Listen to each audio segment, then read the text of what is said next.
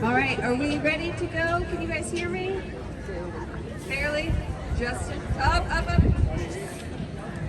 That's all we get. So I'm gonna yell too, if that's all right. Does that work? Can you guys hear me? Maybe? Right? Thanks, Mike. Thank you. Well, I just wanted to say good morning and thank you all for being here. Welcome to Boonerang. My name is Lane Moody, and I am the Downtown Development Coordinator for the town of Boone. And I am, thank you. I am so excited to be here celebrating this fantastic mural. It is such a great example of our culture and our history coming to life for our community and visitors alike. It's great because we are going to be joining 15 other towns across North Carolina as a part of the North Carolina, I can't talk, North Carolina Music Mural Trails. I should have practiced a little bit more. But there are many people that we need to thank as a part of this process. First, I would like to thank our DBDA Board of Directors for bringing this idea to life and fully funding the project. Woo! Yes. I would also like to thank my predecessor, Paige Henderson, for her support of this fantastic project. The property owners, Mike and Amy Forrester, soon-to-be owners of or operators of Phys Ed in Boone, for giving us a fantastic canvas. I would like to thank our Watauga County Arts Council Executive Director, Amber Bateman. I'm not nervous or anything. For all of her help, thank you. And then I would like to thank the Town Council, our Town of Boone Planning and Inspections Department, our Historic Preservation Commission, Cultural Resources staff, and all the volunteers for their patience and grace as we work through this process. And now I'm going to pass the mic on to hear from Dr. Gary Boy. He is an Earneston Music Library Coordinator and Curator of the Max Smith Collection to hear more about the lives and impact of Doc and Merle Watson. Thank you. Thank you, Lane. Okay, thank you very much. Can you all hear me?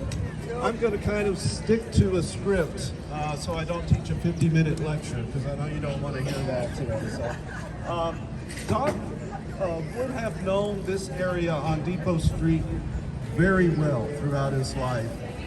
In fact, I'm looking down at what is the facade of the old bus station, or what was recreated as the facade of the old bus station.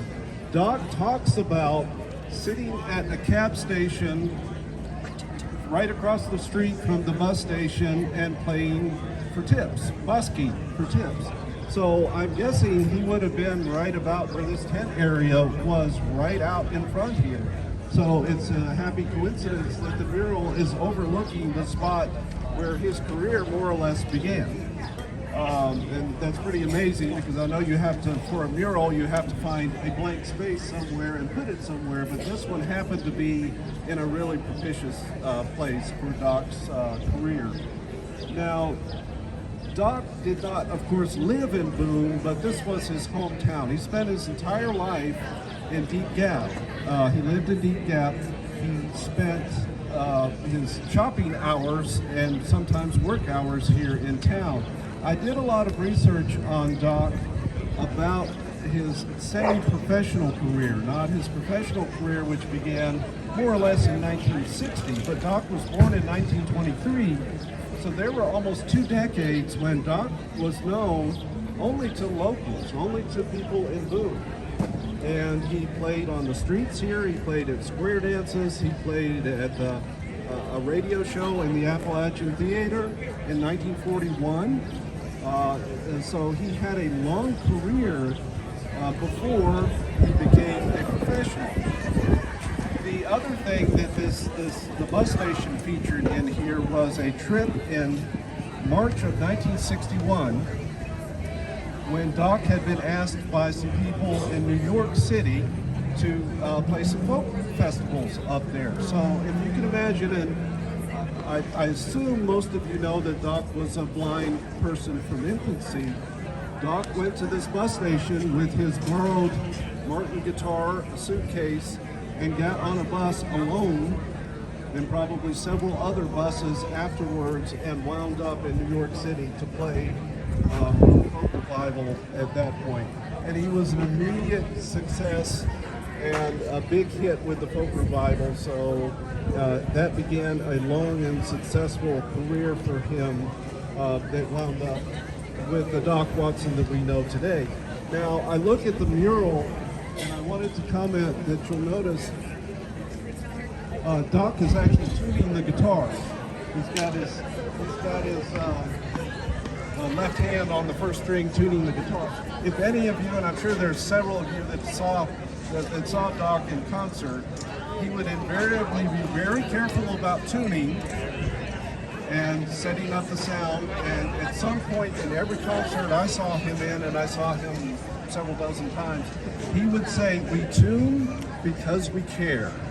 That was Doc's credo, and I think he would have enjoyed that's part of what this portrays here. He also set sound up because he cared, and that was an important part of his career there. He also would, I'm sure, have enjoyed having his son, Eddie Merle Watson, join up here. And I'll say a little bit about Mural, as he's known. You know, we could have had Eddie Fest instead of Merle Fest, but fortunately, Merle went by his middle name, and that was after Merle Travis, the guitar player.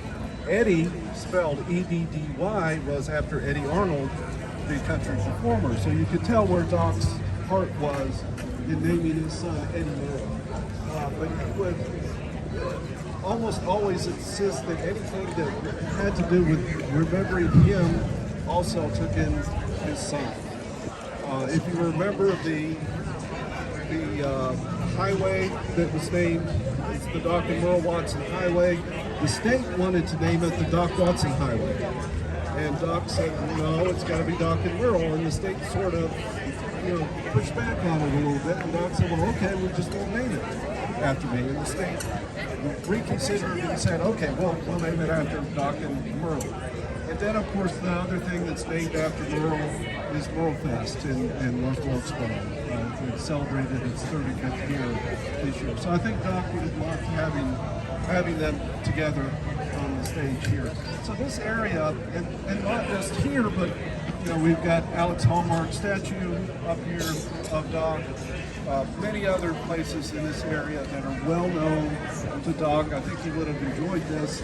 I'm going to enjoy walking by here and seeing the statue, or seeing the mural and the statue and other things in years past. So I think I've probably gone on enough. So, thank you very much.